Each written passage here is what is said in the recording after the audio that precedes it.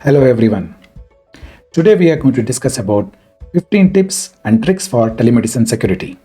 I'm Dr. Suresh Bhadatmat, Professor of Psychiatry and Head of Telemedicine Center, Head of Forensic Psychiatry Unit at NIMHANS, Bangalore. Before I start my presentation, I would like to have a disclaimer. This presentation is for academic purpose only, not for legal opinion. If you want to have a legal opinion, please do contact an advocate. We also request to contact IT professional for the purpose of security audit. This presentation is for making aware about the security issues for the professionals providing telemedicine services. Let's discuss about telemedicine, security and privacy. During the provision of telemedicine services through the internet, personal health information is at high risk, both at the doctor's end, that is the hub, and at the spoke where the patient is sitting, and also during the transmission of services. The personal health information at any cost should not be made available for public without the consent of the patient. The personal health information is highly confidential. There are laws regulating the personal health information. The personal health information, if it gets leaked, the ethical violation do occur. At the same time, legal violation is also considered seriously. Hence, there are various laws with regard to personal health information, that is confidentiality and privacy. One is contract law. There are specific laws with regard to internet provision of services. One of them from the US is Health Insurance Portability Accountability Act of 1996 of USA, which is very specifically related to telemedicine, basically the personal health information. Hence, they have made mandatory end-to-end encryption of the data from the service and provision of the doctor to the patient. This is very essential. But at the same time, even though there is end-to-end encryptions, data breach do occur because of various reasons. Let's see what are the reasons the data breach occurs. The top 3 causes for personal health information breaches are: first and the foremost is lost or stolen computing devices. The doctor providing services through a laptop or any other devices, either it may be stolen or the doctor may lose it. For example, Mr. X doctor, what he does is he's carrying his laptop from one place to another place. During the time, the laptop may be stolen or he may lose it. When this happens, the data inside the laptop can be leaked by the person who has stolen. So there is a high possibility. Many a time, unintentional action or mistakes by the healthcare provider or the person who is using the computer other than the healthcare service provider. For example, the doctor is providing services, and when he is not providing services, that laptop is used by one of his family member, for example, his daughter. She may transmit the data. Similarly, irresponsible third-party aggregators. For example, third-party aggregators may be software company providing telemedicine services, internet company, or else even the devices like modem may collect certain data what the doctor is doing.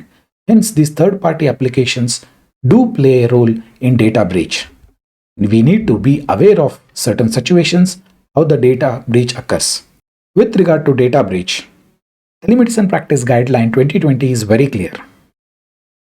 It clearly says, registered medical practitioner will not be held responsible for data breach if there is a reasonable evidence to believe that patient privacy and confidentiality has been compromised by a technology breach or by a person other than the RMP.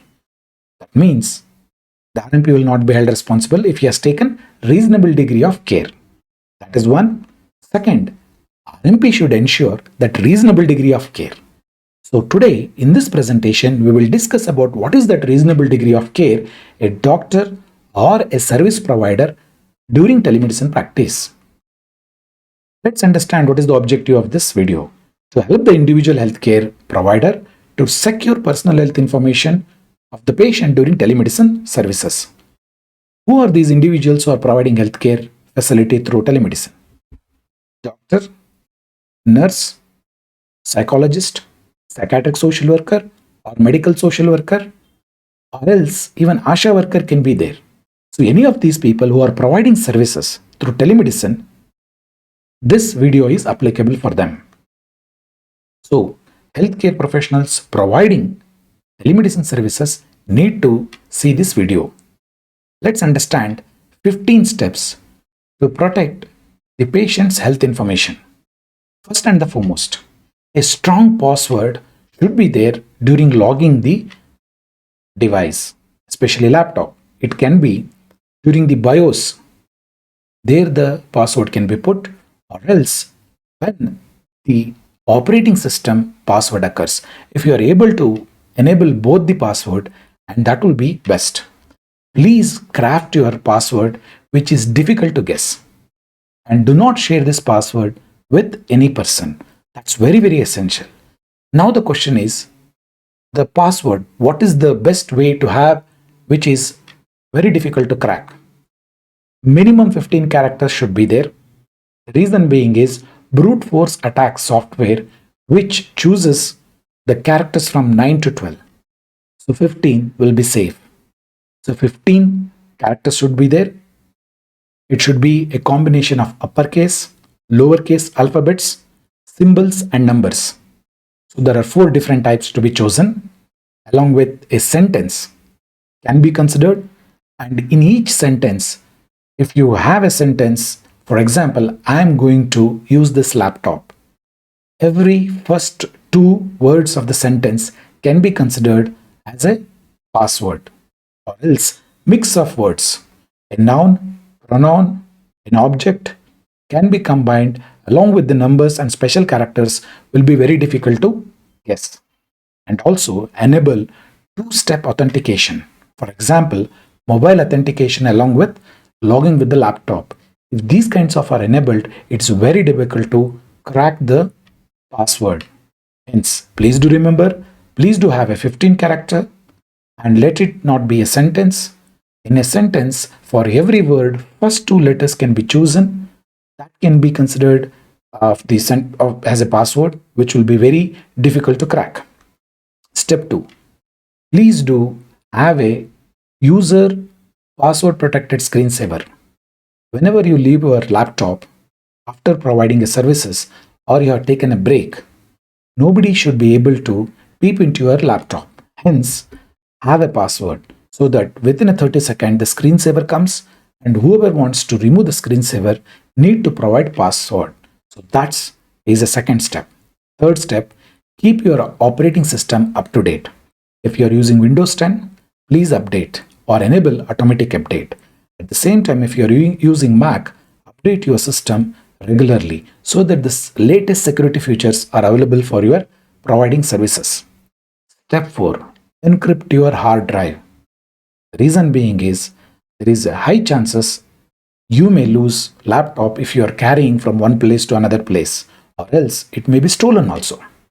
By chance this do happen, then if you had encrypted your hard drive, it is very difficult to open the hard drive and read it. Because if a laptop is stolen, the person can tag the laptop and he may remove the hard disk and can read directly. If it is encrypted, nobody can read it unless they get the password. Hence, encrypt your hard drive. Along with this, enable remote wipe. For example, the laptop is stolen, and if he connects to the internet, the enabling this remote wipe will start formatting the hard disk. Hence, the data will be not lost or will not be stolen. Step 5. Backup your data. Basically, if you are providing services and you have kept some medical records, please do backup on your hard drive, which will be kept safe in a place where nobody can get access. Please do have a webcam cover. The reason being is there are webcams and you believe nobody can peep into your webcam through webcam. But unfortunately, nowadays, the hackers have found a new tool called as a remote administration tool. Through that, without you starting the laptop, they can view through the camera, and the light which is next to the camera may not even light also. They can peep into anybody's house through these cameras. Hence, if you have a physical cover, even if they are accessing your camera, they will not be able to know what is happening because there is a physical cover. Set up a location finding. By chance, if you lose your laptop, if you have enabled the location, that is GPS enabled, so whenever they are connected to the internet, you will come to know who is using the laptop and where the location is. So that will be another added security feature. Coming to the step 8, use latest antivirus and anti-malware. So update regularly so that your system is completely safe. Coming to step 9, do not allow others to use your telemedicine service providing device. There are many doctors, psychiatrists, psychologists using their laptop. Their family members may also use their laptop. Please do not allow that. If it happens by mistake, they may transmit the data or else they may even delete the data. Hence, don't allow anybody to use your laptop which is being used for telemedicine service providing device. Step 10, fasten your laptop with a Kingston cable. If you are having a cable, so even in your absence, nobody can take your laptop away from that. And even during travel, be careful. Don't take your laptop, which is telemedicine services providing service device, from one place to another place. Have a spare laptop which can be used for travel. The lighter is the better. The device which you are using for providing services do not carry from one place to another. There is high chances it will be stolen or be lost. And the chances of recovering the lost laptop is hardly 5 to 6%. That means 94% chances you will not get back your laptop.